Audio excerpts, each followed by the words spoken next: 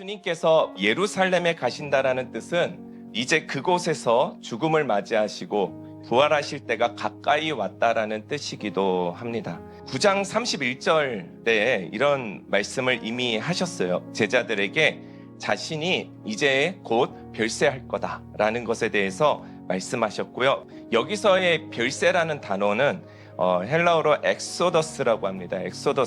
엑소더스라는 것은 이제 출애굽을 하게 된다라는 것을 이야기하신 거예요. 여러분, 출애굽이 무엇입니까? 간단하게 설명하면 애굽에서 벗어나 아버지가 명령하신 그곳으로 가는 거예요. 그렇죠? 애굽에서 벗어나는 것, 그게 출애굽입니다. 이스라엘 백성들을 출애굽한 것 같이 이제 죄 많은 우리들을 이 땅에서 구출하셔서 하나님 나라로 이제 출애굽하신다라는 거예요. 예수님은 죄에서 벗어난 자들의 태도에 대해서 말씀하시는데요. 세상과 하나님 나라 사이에 우리는 어떤 역할을 하고 어떤 성품을 살아가야 되는가에 대해서 오늘 말씀해 주십니다. 자, 51절의 말씀을 우리 함께 읽겠습니다. 51절 말씀. 예수께서 승천하실 기약이 차감해 예루살렘을 향하여 올라가기로 굳게 결심하시고. 아멘. 자, 오늘 이 51절의 이 승천의 의미는 십자가에 들어올리심과 부활 후에 들어올리심의 이 두 가지 의미를 함축된 단어로 우리가 이해하면 좋을 것 같습니다. 이제 기약이 찼다라는 거예요. 예수님께서 십자가에 그리고 부활하셔서 승천하실 기약이 찼다라는 거예요. 이제 그 하나님의 사명을 받들기 위해서는 예루살렘으로 가야 되는 소명이 이제 생기신 거예요. 그러니까 소명이 생긴 사람은 어떻게 하냐면은 길을 돌아가지 않아요. 뚫고 가는 거예요. 그냥 가는 거예요. 예수님도 어떻게 가셨다고 오늘 본문에 나와 있죠? 굳게 결심하시고 가셨다라는 거예요. 생명의 길과 우리가 살아가는 이 세상의 길 속에서 왜 갈등을 자꾸 하는 줄 아십니까? 세상을 버리면서까지라도 주님의 길을 가고자 하는 굳은 결심이 우리 가운데 없기 때문에 그래요. 십자가의 길은 그냥 가는 길이 아니에요. 결연한 각오가 있어야 갈 수 있는 길이라는 것이죠. 지난주에 예수님께서 제자들 데리고 배를 타고 그 광풍을 향해 지나가죠.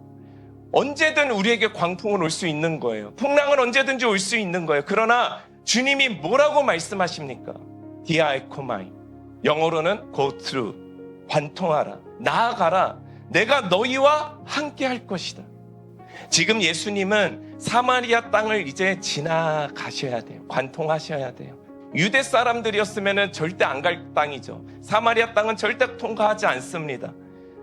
자, 아수르가 정벌을 하고 나서 이방인들 대거 데리고 와서 유대인들과 혼인을 시켜요. 그래서 사마리아인들은 이 유대의 혼혈 족속들이 되어버렸어요. 정통 유대인들이 볼 때는 어때요?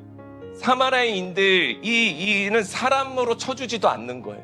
유대인들도 사마리아인들을 통해 가려고 하지 않지만 사마리아인들 역시도 유대인들을 굉장히 싫어했어요. 예수님은 사마리아에 있는 한 여인도 구원하십니다. 어느 유대인도 사마리아인을 거들떠 보지도 않는데 예수님은 사마리아를 싫어하지 않으셨어요. 그러나 제자들은 좀 달랐죠, 태도가. 예수님과 일행들이 숙식을 좀 하려고 하는데 누구도 문을 열어주질 않는 거죠.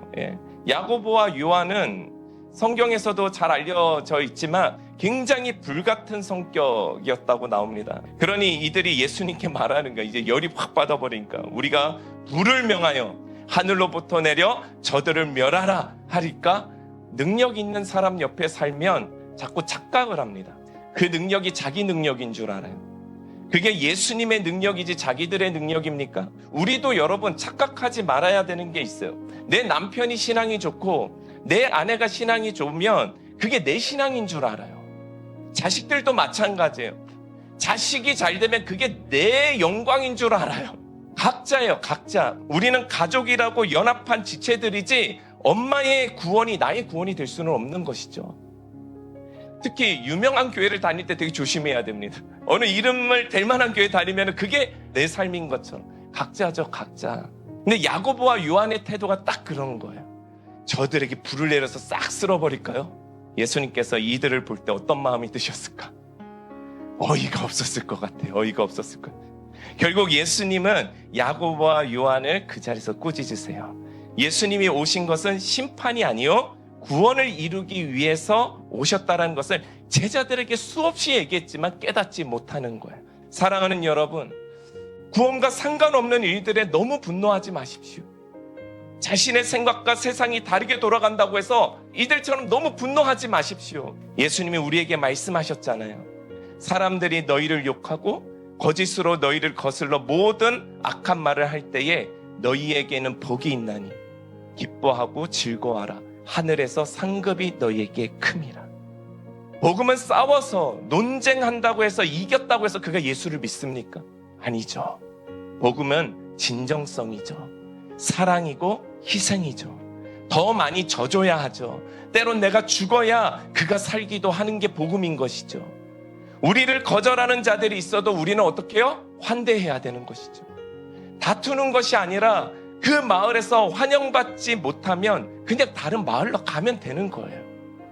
자, 예수님이 부른 12제자들은 세상으로 볼 때 별 볼 일 없는 자들이었잖아요. 여러분, 내가 가진 게 많으면 예수님을 따를 수 있을까요? 없어요.